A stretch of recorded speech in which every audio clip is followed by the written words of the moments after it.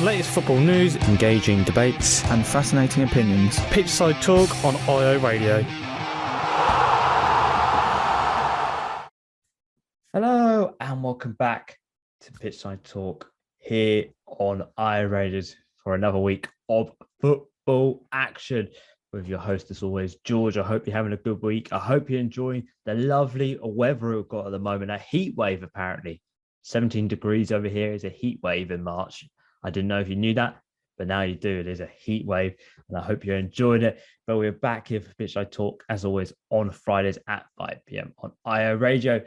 And as this week, as always, I'm joined by my co-host and our Ipswich Town fan / friend / try not to cry fan. It is Dan. Dan, how are you doing, mate? Long time no see. Yes, I know we've missed a week, haven't we? But yeah, it's good to be back. I'm still not over Saturday, but we're going to get into that later on. Yeah, he's still not over Saturday. Yeah, I apologise. No show last week. Hope you enjoyed the playlist, but we got suspended. We got suspension. Too many yellow cards accumulated. You know, they don't like us over here. Saying some naughty stuff. But what have we got up? Well, before that, I better mention the social medias. Twitter is at Pitchside Talk. Instagram's at Talk_Pitch. YouTube is both at Pitchside Talk. If you want to listen back to our previous shows, do not worry, they're all up there on YouTube and Mixcloud. And so, coming up in today's show, we'll be talking about Ipswich Town's trip to Oxford United after that draw against Portsmouth. Could they get back to winning ways? I hope you haven't been listening to Dan because he may have just spoiled it a little bit for you if you don't know the result. Sorry. and also, we have some other Ipswich Town news as well, which we'll get into that a little bit later on. And we'll be talking about the FA Cup quarter-finals. We found out the 4 teams that are going to be making that trip to Wembley for those semi-final ties. And I have to say, they look pretty juicy. And we'll be doing a big football roundup as well. Yes, we've got a football roundup. It is back. We're going to make some time for it, and we're going to do it this week. But when we come back, we'll be talking about Ipswich Town and what happened when they played Oxford United last Saturday. Hope you haven't been listening to Dan just yet. We'll see you in a bit. Stay up to date with the latest footy news. Pitchside Talk on IO Radio. Hello, and welcome back to Pitchside Talk here on IO Radio, Fridays at 5 p.m. with your host, as always, George, and my co-host as well, Dan, who's joined me for the ride this week on Pitchside Talk. And before we move on talking about Ipswich Town this week, as they made their trip up to Oxford, and I just about to say what the stadium name is, but I can't remember. I think it's Shazam or Kazam? Kazam Stadium. Kazam, yeah. With the one with the big car park at the back of one of the goals and no stand. That's how I always remember it. So Twitter is at Pitchside Talk, Instagram's at Talk_Pitch, YouTube, Mixcloud, both at Pitchside Talk. If you want to listen back to any of our pro shows, do not worry, they're all up there on YouTube and Mixcloud for you to have a listen back to. And well, after a disappointing week for Ipswich Town, which saw them suffer a 0-0 draw at home to Portsmouth, which put a dent in their playoff chances again in that, and also that big charge. They had one more chance really in their hands with a win. If they got a win here, which would have put them back, put that playoff charge back on course for them and back on track. The team they faced on the day were Oxford United, who was sitting in 4th place after 4 wins in the last 5 games. So they would get a firm grip on those playoff places ever so slightly. I emphasize that a lot. But on the day, the Blues suffered heartbreak in the dying minutes of stoppage time after an equaliser from Rotherham, which saw 3 vital points turn into 1 and saw that nail hit harder into Ipswich Town's playoff hopes, as 3 points would have seen them go 4 points off those playoff places after the results went their way. But now looking at the table, currently live at the moment, it is now 6 points to 6th place, which is currently at the moment Sunderland. Dan, a disappointing day, a very cruel way to end a game of football, losing 3 crucial points, which would have seen Town's playoff hopes back on course once again. But now these playoff hopes, they are now well and truly out of our hands. Yeah, they are. I know people will say don't give up too early, and it's still mathematically possible. But you just look at the league table, 7 games to go, 6 points off with still teams around us with games in hand, and we've also got Plymouth, Wigan, and Rotherham to play. It's just looking, it's looking like it's going to take a miracle, which is it's tough to say, obviously, because we've been on such a good run, and it does feel strange how we've been on an unbeaten run for this long, and we're still sitting 9th in the league table. It's really strange to see that, but yeah, it's such a gutting result at Oxford. It was so gutting to see, especially as we were probably the better team over the game. I think the first 10 minutes, Oxford came out the better side to start with, which is kind of a difference to games we played in previous games where we started the better side. But I think it was then more even until half time. But that second half, I think Morsey came on, and Bond came on as well for I can't remember who it was for. Pigott, and was it Carroll? Did Carroll start? I can't remember. I'm pretty sure he did. Look. Yeah. So it shows how much research I do, but that's right. Give me 2 seconds. I'm actually on it now. I'm on it. Oh, okay. I'm on it. I've just got to try and hit the lineups button. Scroll past the Oxford lineup. I don't want to see that. Not very nice. Morsey came on for Carroll, and Bond came on for Pigott. Yeah. So them 2 subs changed the game. It's crazy how much of a difference Morsey has in this side. Even when he's not fully fit, obviously, if he was fully fit, he'd be starting the game. So it's crazy how much of a difference he makes. But we were the better side in the second half, and we had so many chances. We scored that one with Selena scoring again. There was, limbs in the away end. It felt like it was finally going to go our way, but the sucker punch came in the 95th minute. It was just so gutting, and we've been on such a good run. Our players are playing so well. We've finally got a decent manager in this league, but it still feels like the same old Ipswich. We get into a great position, and we just we let it slip at the last minute. It's something that's been a problem with us for a long time now, and I'm not blaming the players or anything. That's just how it feels. It feels like we can't have anything good, but yeah, that's how gutting it feels. But saying that, we can't be too disappointed, because I think McKenna has done such a good job since he's taken over. He's changed everything. The faith in the club is back, and with the new owners and new manager, I don't think there's a team in this league that can beat us. I seriously don't. So, we go away to a really good Oxford side who score goals for fun in this league, and we,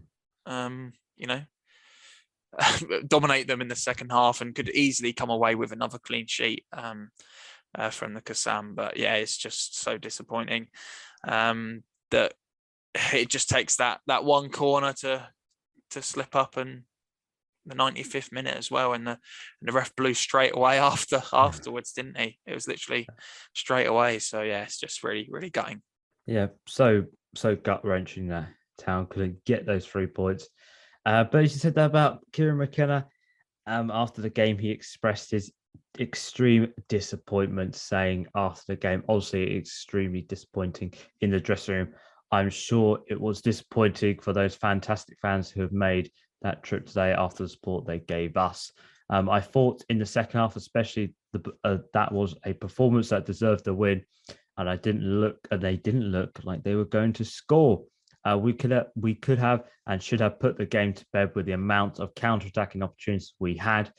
We did not manage to do that, and at 1-0, these things can happen. Dan, you can just feel the disappointment really from McKenna's comments here, but as well as I know, if you're winning 1-0, you're not finishing chances. We know that's going to come back to bite you. And 9 times out of 10, it does. Or 10 out of 10 times, if you're an Ipswich Town fan, it seems to sometimes seal. But will that sort of just maybe add a little bit more ruthlessness to his side, that they've got to finish their chances, because if they don't, these things can happen, and they will happen. And that's a tough lesson to take, but you have to finish your chances when you're dominating the game. Of course you do. Yeah, that's what wins you games. And we've drawn a lot recently, haven't we? But in every game we play, we have so many chances. We dominate the ball. It doesn't matter who we're playing. We're playing some of the best teams in this league. As I say, Oxford have been scoring goals for fun this year. They've looked so good. Away at MK Dons as well. A really good team. And at home to Pompey, we dominate the ball.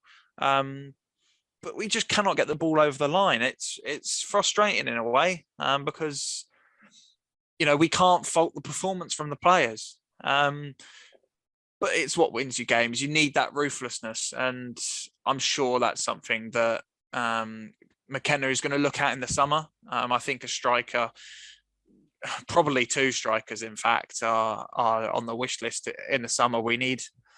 I think we're 20 goal a season striker away from having a perfect team, because our defense is fantastic. We keep so many clean sheets. Morsey and Evans, if we've got them two fit in the midfield, you're not going to get a better midfield in this league. Burns, Selena and Chaplin are all fantastic as well. So if you've got that goal scorer, which I think we've got players that can do that, which I think is the most frustrating thing. Piggott's done it at Wimbledon. Norwood's done it at Tranmere. Bond hasn't, had a 20 season, a goal, 20 goal a season yet, but he scored goals earlier on this season. So we've got players that can do it. It's just, it's that frustrating. It's just the frustration that we can't get the ball over the line. Maybe that is our undoing. As I say, you can't fault the players and the manager, because they've turned things around completely. So I don't want to try and sound negative, but we've drawn games away at Morecambe, at home to Cheltenham, at home to Pompey that we should have won. And if we'd won them 3 games, you look at the league table, you'd say we'll be in the playoffs. So it's fine margins, obviously, but it's something that we need to work on 100%. It's one of the only things I feel like.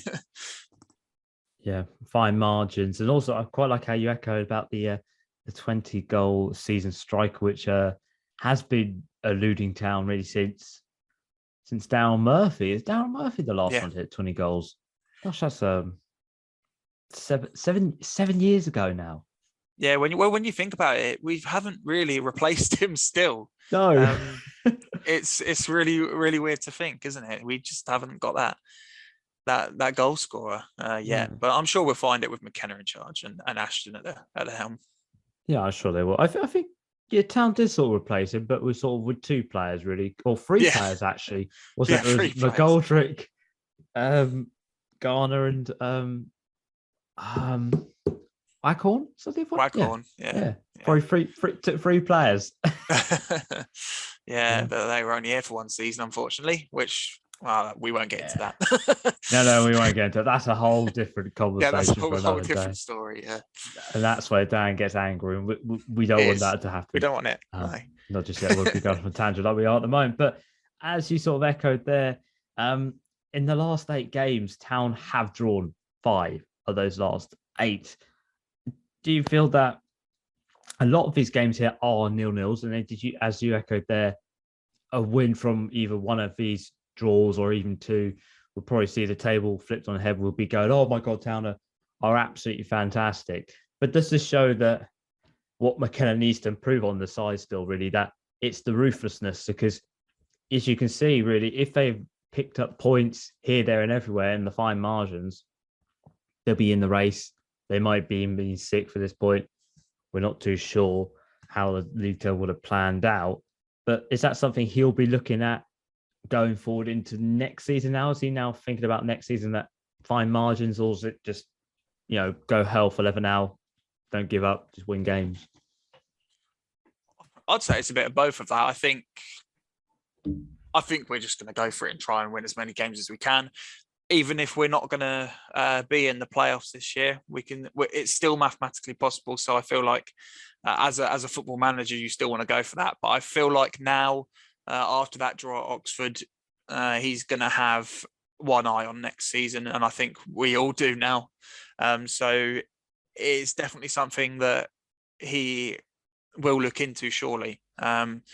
Obviously, Bond's going to go back to QPR. We don't know what's going to happen with Piggott. Piggott is such a frustrating player. We know that he can score goals, but he's just not quite cutting it at this level, unfortunately. So we don't know if he's going to stay. So we've got the players who can do it, and we've got the build-up player that can do it. I think we've got, we're playing Selina and Chaplin and Burns. Well, we kind of play a funny formation where we're overloading the right-hand side, aren't we? And Selina kind of just plays wherever he wants, and Chaplin as well. But them three are so ruthless. That's why I think Jackson worked in that system, because Jackson has that pace that can keep up with players. You think of the pace of Selina, Burns and Chaplin. It's crazy how much pace them three players have. And Jackson, I feel like, was probably the perfect fit, but it's just frustrating that he went off injured against Pompey, and we need to kind of play a different game if we're playing Bon or Piggott. To be fair, Bon had a fantastic game at Oxford, played really well, but we need to play a different type of game. And it's just frustrating, isn't it? It really is. Because I think it's more frustrating that we're playing so well. I feel like I would be less frustrated if we weren't putting in performances. If it was last season, I wouldn't be as frustrated probably as I am now, because it's the only thing that's stopping us, isn't it? It's the only thing. So it's just that one small issue that needs to be taken care of. And we've got a fantastic team that I think can be in top 2 in this league. Yeah, well, it's all hypothetical now as well. It is hypothetical. but we do have to remember there is 7 games left to go. 21 points are still on the table. The playoff chances might be getting some, but there's still some crucial games coming ahead with Plymouth up next, Rotherham, Wigan. So some big games left, some big points left on the table, and you never know. Town might make it by somehow. I didn't know what I was going to really say there, but a miracle, could still happen. It is football at the end of the day. Who thought Steven Bergwijn would have scored 2 goals against Leicester in the last minute and a half? There you go. That's an example for you. But a few days after that draw to Oxford United, Ipswich Town released some very surprising news as Kieran Dyer, the under-23s boss, left his role after resigning from his position and leaving the club with immediate effect. With the club adding in that time, Kieran has been in charge of the Young Blues since October 2020 and leads the under-23s following a successful season to date. Mark Ashton, the CEO, added, saying, "It came as a surprise to us that Kieran wishes to stand down as the role of under-23s manager. Kieran has played his part in developing some of our young players, and we'd like to thank him for his efforts. I'm speaking on behalf of everybody at the club, wishing Kieran all the best in his future." Dan, a very shocking news and a move really that has sort of shocked the whole club and the fan base with him leaving. We all know how big he is at Ipswich Town. His presence at Town is when he's out there at the club, and now it's absolutely huge. But some of the players describing it as a huge loss, really, him going, especially with Nord, in his words, of KD are one of the good ones. But it's sad news to see him go, really, because we all knew what his aims and his goals were to become Ipswich Town manager. Unfortunately, he never got that chance with the club, and he's sort of been the under-23s manager and the assistant from time to time when they were finding a new manager. But this is big news, really, for the club on and off the pitch, I believe, because he's one of our own, and we all knew that he wanted to become its town manager. And I think one day that was going to happen for him. Yeah, I feel like that's his kind of trajectory. We all thought that's that's where he was going, and it came as a massive surprise when I saw it. I wasn't expecting it, and mainly because of how much he loves the club. I think he did an interview with the Kings of Anglia guys, didn't he? I haven't had a chance to watch that yet, but I've seen stuff about him saying that there's a culture, there's something about the culture at the club which he doesn't really feel like he should be involved in, which it's his choice at the end of the day, isn't it? And we can't have a go at him for that. So it's come as a massive shock, and I think it's going to be sad for fans and the players. And we've seen all over social media the players coming out and saying how much of a difference he made at this club. And I'm sure he's going to have a successful career in management. And who knows, in the future he could be back here managing the first team. We'll never know. But yeah, it's sad news because he's a legend here, and we love him. And to see him not happy and want to leave, it is sad. But you know, massive good luck to him, because I'm sure he'll pick up a job soon somewhere else and have a go at it there and succeed, because he's as you said, James Norwood saying he's one of the good ones, because he definitely is. Yes, he's definitely one of the good ones. We all know his effect on and off the pitch, and it's a massive shame. We do wish him best of luck in his next career choice, but he might still be back at Town. We'll never know. But I think that's very interesting there, his comments. That's a massive a shift in culture. We do have to remember he did join under the Marcus Evans era. So there could be a little bit of, how can you put this? Maybe somebody's ruffled his feathers the wrong way. That's how I can put it politely to you. Well, we've done all the news, and that's only left now for the match preview. As we see, Ipswich Town are back at home today with an expected crowd of over 22,000 for the clash with a playoff fighting side today in Plymouth Argyle, who have really truly staked their claim for the playoffs this season. 6 wins in a row, which has seen them go 8 points clear of 7th place. Dan, a massive game here. Regardless of the size here, it is a massive game. Town, they come into this game here just trying to get a win, really, just trying to get back to winning ways, just trying to pick up as many points as they can now for the rest of the last 7 games. But they're playing a Plymouth Argyle side here, who are currently sitting in 4th place in the league, 8 points clear of the team in 7th. They want to make it 7 wins in a row and the double over Ipswich Town.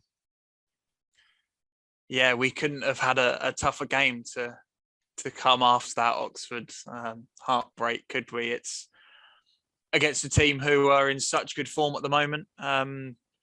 They've kind of had a strange season, really, because it kind of like they were going to drop off halfway through the year, didn't it? They kind of started dropping points, but they're picking up wins again, and it's going to be a really, really tough game. They've got a decent manager and a decent squad, and we saw when we played them down at Plymouth, I feel like they dominated us a little bit in that game in the second half. So we've got to be wary of that. But I think under McKenna now, I'm confident whatever team we come up against. I feel like I was a little bit worried coming up against Oxford, but we played well in that game, and I'm feeling the same in this one. So hopefully it'll be a decent game. I'm not expecting it to be one of them clashes where they come for a draw. They're going to come and try and get the win because they desperately need it. We desperately need the win as well. Hopefully we have some players back from fitness. That'll be nice. But yeah, I'm going to say it's going to be a draw and hopefully a good one. I'm going to say there's going to be goals. I'm going to go for a 2-2, I think. Oh, Dan is going for goals. He's going for a 2-2 draw between Ipswich Town and Plymouth this Saturday. Let us know on Twitter at Pitchside Talk what your score prediction is for Ipswich Town versus Plymouth. Will it be a 2-2 draw? Will it be a Town win? Will it be a goalless draw? Or will it be a Plymouth win? If it is, boo. That's what I'll say to that. And that is all for your Ipswich Town news this week. And when we come back, we'll be talking about the FA Cup quarterfinals. Yes, we had the FA Cup quarterfinals, 4 games, 4 teams with a chance to make it to Wembley. Let's see what happened next. The best place in Ipswich to hear the latest football debates, Pitchside Talk on IO Radio.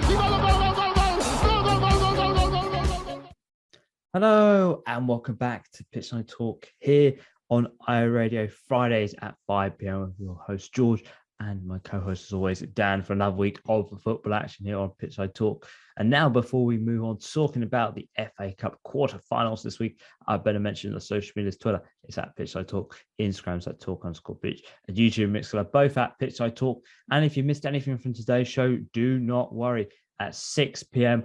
on a Friday, it will be up live for you to listen back to on YouTube and Mixcloud. If you missed anything from us talking about Ipswich Town this week, do not worry. It'll be up there at 6 p.m. on a Friday on YouTube and Mixcloud. Now, the Premier League just took a little break before the international break rolled around the corner. But before that, it was time for the FA Cup quarterfinals as the last 8 teams in the competition battled it out for a place in the semi-finals and a day out to Wembley as well. Got to remember that a day out to Wembley is a good day out. But first up, we had a Middlesbrough versus Chelsea as the championship side. Middlesbrough were looking to continue their Premier League giant killing streak after wins over Manchester United and Spurs in the previous rounds. They were looking to make it 3 with Chelsea, who came into this game here looking to continue their winning run despite all the uncertainty off the pitch with their ownership and the club's financials at the time. They were coming into this with a brilliant win streak, and that continued on the day with a 2-0 win to Chelsea, booking another trip to Wembley this season. Dan, Chelsea, they're back at Wembley after a very dominant performance against the Middlesbrough, who unfortunately couldn't make it another giant killing. But for them, they turn back their focus now to try and win promotion back to the Premier League this season via the playoffs and the Championship. Yeah, they've gone on such a good run in the FA Cup this year. It's going to be a massive confidence boost for them in the league. So, hats off for them to getting this far and beating some really big teams along the way. But for Chelsea, obviously they came to the game knowing what Middlesbrough had done in the previous rounds, but they did the job, didn't they? It was a dominant win, and I'm sure that's a confidence boost for them, considering what's going on at the club at the moment. We all know what's going on, so I think winning games is paramount for them at the moment, and to get this one and be able to have a trip at Wembley, as you say, is massive for them. Let's see how far they can go in this competition. Yes, let's see how far they can go. Well, after Chelsea booked their place to Wembley, it was time for Crystal Palace versus Everton, as both sides look to end their Wembley drought. I think it's been 7 years for both sides. The last time they've both been at Wembley, I think it's 7. Don't quote me on that. I don't really know. I can't really remember. I think it was 7. But for Crystal Palace, they've been enjoying an excellent period. And they enjoyed an excellent period in the club, according to Patrick Vieira, as his side booked their place to Wembley with a 4-0 win over Everton. Dan, what a way to book your place to Wembley with a 4-0 win for Patrick Vieira's side. He loves the FA Cup. We all know how many times he won it as a player, but at the moment he is loving it as a manager, saying it's the most exciting period in the club's history, making it to Wembley again. But the misery just keeps continuing for Frank Lampard and his Everton side, as he questioned the players' mentality as well on the day. Yeah, he has to question it, because they were really, really poor on the day, and Crystal Palace just came out and did what they needed to do. And it's good to see that Patrick Vieira is so passionate about the FA Cup, because we rarely see that from Premier League managers these days. It's kind of not the focus. They focus more on the league, but we love the FA Cup in this country. So it's good to see a manager really passionate about it, and hats off for Crystal Palace, because they put in a fantastic performance, and thrashing Everton 4-0 is a fantastic result, taking them through. But as you say, for Everton, it's just misery upon misery. And now that the cup's out of the way, they got to focus on staying in the league. They got that win against Newcastle to stretch that gap, but it's not over yet. So they need to focus on that now. Yep, it's not over just yet. And after those two teams booked their place for a trip to Wembley, it was Southampton and Man City turn to secure their place at Wembley this season. And for Man City, they are now making it another trip to Wembley this year, after a 4-0 win over the Saints. as they aim for their first bit of silverware this season. Dan, Man City on the day, we all know they can show their ruthlessness, and they did. They might have been struggling in the league quite recently, but in the FA Cup, that's a different story. They are smashing teams left, right, and centre, and the Saints was in for that, threading there. But for Southampton, they put up a fight and a good little cup run for them, despite it not ending in that Wembley glory like they wanted. Yeah, a decent run for them, and I'm sure they'll be happy with getting this far in the competition, and probably not too disappointed with. Well, they're going to be disappointed not getting to Wembley, obviously, but losing to Manchester City, who, you know, it's would you say they're favourites? Probably. So, yeah, they came in and put up a good fight, but unfortunately, just Manchester City were too good for them on the day. But for Man City, obviously getting into another semi-final, I'm sure, you know, we have some big teams, you know, in the semi-finals this year, and I think any team could go all the way, but I feel like Man City are probably the favourites. So they proved that. As you say, they're struggling in the league a little bit. You know, they're being caught by Liverpool, but yeah, it's not like that in the cup, and it's going to be a big game coming up. But they're going into it with a full-on win, so I'm sure they'll be happy with that. Yes, I'm sure they'll be happy with that. And last but not least, it was Nottingham Forest versus Liverpool, with Nottingham Forest enjoying a glorious cup run at the moment, with wins against Arsenal, Leicester, and Huddersfield all at home, and they were looking to make it another home win in the competition as they played Liverpool, who are aiming for that quadruple this season. And well, they are going to be continuing that run for the quadruple after a win against Nottingham Forest. Dan, the quadruple is still well and truly on for Liverpool this season. A glorious cup run they're on at the moment. I think it's the furthest they've made it in the FA Cup under Jurgen Klopp since he joined the club 7 years ago. But for Nottingham Forest, unfortunately, that glorious cup run is now over. But for them, they're in the same boat as Middlesbrough. They've now turned their attention to try and win the playoffs in the Championship. But this glorious cup run and the players they've got, I'm sure the future looks bright for them. Yeah, they have a really good young team down there, and as the same as Middlesbrough, I'm sure they go away from this keeping their, you know, with their heads held high, because they've been on such good runs, beating some massive teams. Forest beating Arsenal, and then that win against Leicester when they 3-0 up within I don't even know how many minutes it was, but yeah, a fantastic run that they've been on.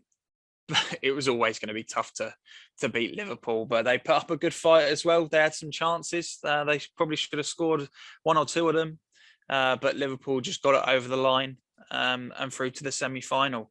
And they're the other team that I could think could go all the way. And as you say, the quadruple is on. Let's see if it's, you know, it's let's see if they can do it. It's going to be tough, but are they aiming for that? They're getting closer in the league. I'm sure they're aiming to win all the other competitions as well, but it's going to be a massive semi-final, isn't it?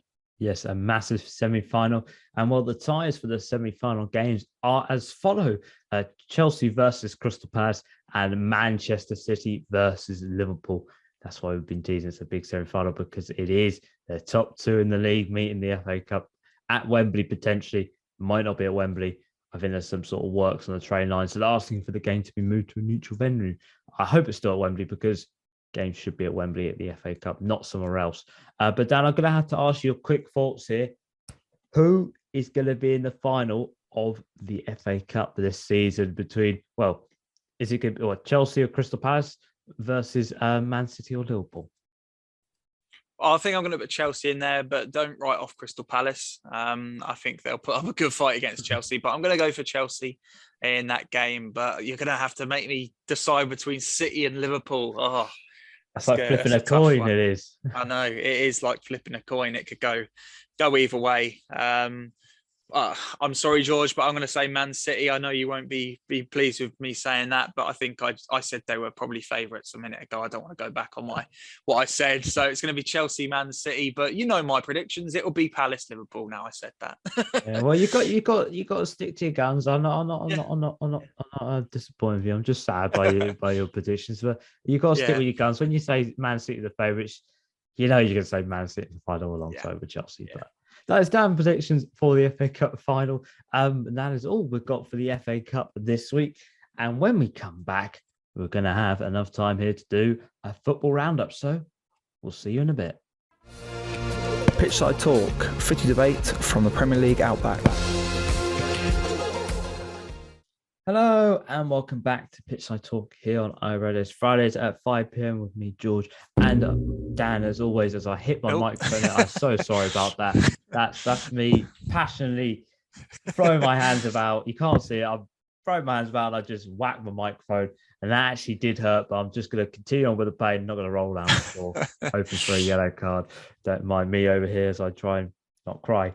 But yeah, welcome back to Business Talk here on iRadio. It's Fridays at 5 p.m. with me, George, Dan, as always. And now, before we move on to a football roundup, as I nearly hit my microphone again, that would have been even more awkward.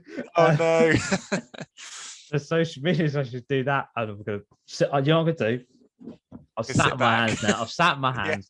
Nothing can happen. It's all fine.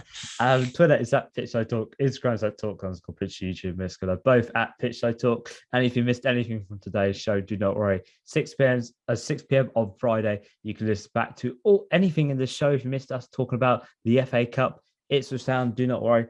It's all up there on Pitchside Talk on YouTube and Mixcloud. Now we're going to be doing a football roundup.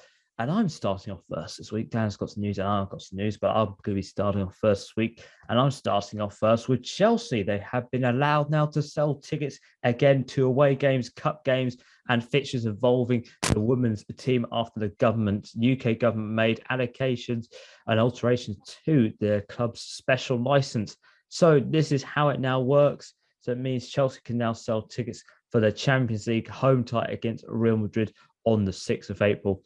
And their semi-final tie against Crystal Palace on the 16th of April in the FA Cup. Away fans can buy tickets for games at Stamford Bridge, but all the revenue will be going to the Premier League.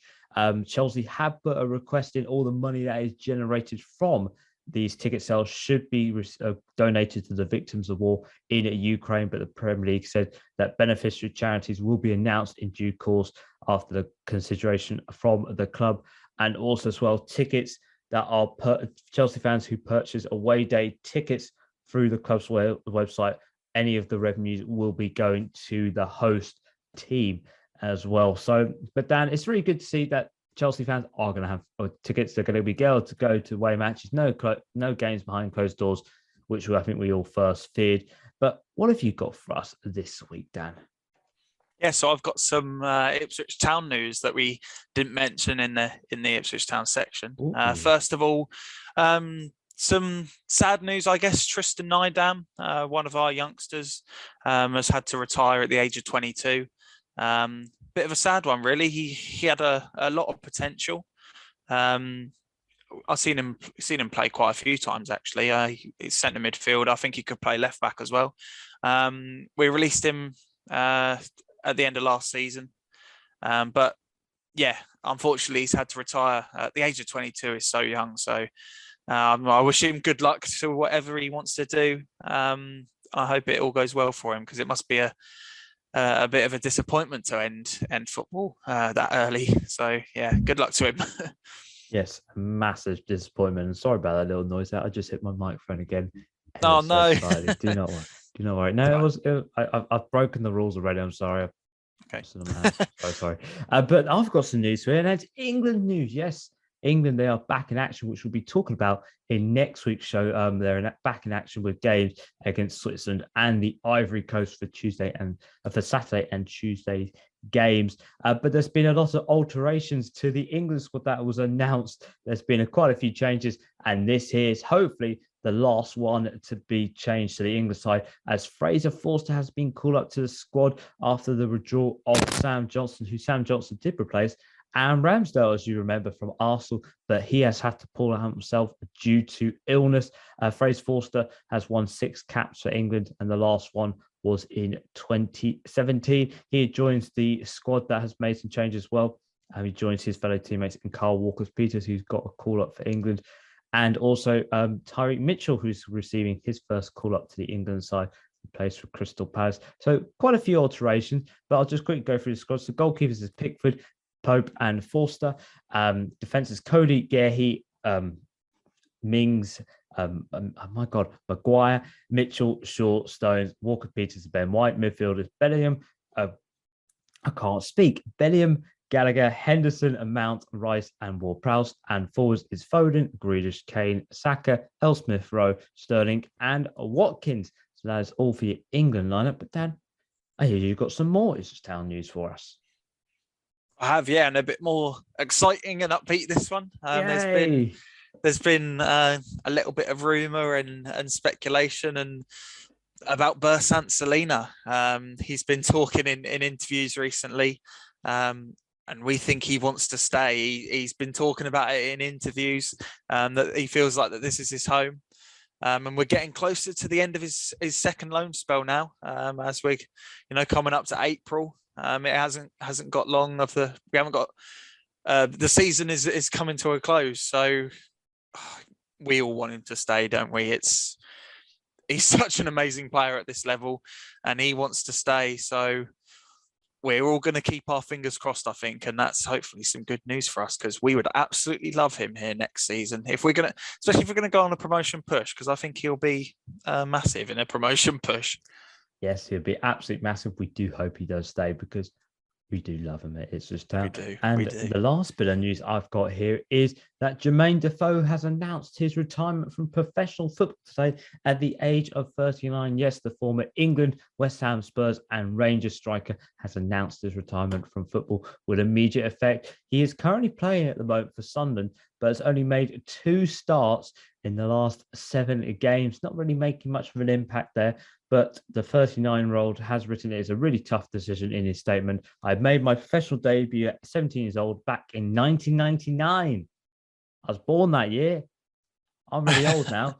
And I feel that it is the right time to bow out. We all know how much of a fantastic striker he was, scoring 162 Premier League goals, 304 goals in 762 games, and 20 goals in 57 appearances for England. Such a shame. He's always a fan favourite. And Jermaine, you will be missed, but we'll be looking forward to seeing you back on TV, because you have been a pundit from time to time on Sky, which has been a bit weird, but it'd be really nice to see you back. And that is all I've got for the social media news, football roundup this week. Dan, I want to thank you very much for joining me this week. We haven't got much time left because the referee's going to blow his whistle, but will I see you next week as always? We'll be talking about Ipswich Town. There'll be hopefully a win against Plymouth. Would be quite nice. Some England news and whatever else comes up, I reckon. Yeah, I'll be here next week. Talk about England again. It's been a long time since we've talked about them, but hopefully a Town win and 2 England wins. That would be nice, wouldn't it? That would be a dream scenario, but now you just said that is all going to be yeah, probably will. It's typical on the show. But I want to thank you very much for listening to the show this week. So Twitter is at Pitchside Talk, Instagram is at Talk_Pitch, YouTube is both at Pitchside Talk. And if you missed anything from today's show, do not worry. Be up in a few minutes' time on YouTube and Mixcloud. So I have been George today. He has been Dan as always. So see you next week and ciao. Bye. The whistle has been blown for full time. Tune in next week for another jam-packed show.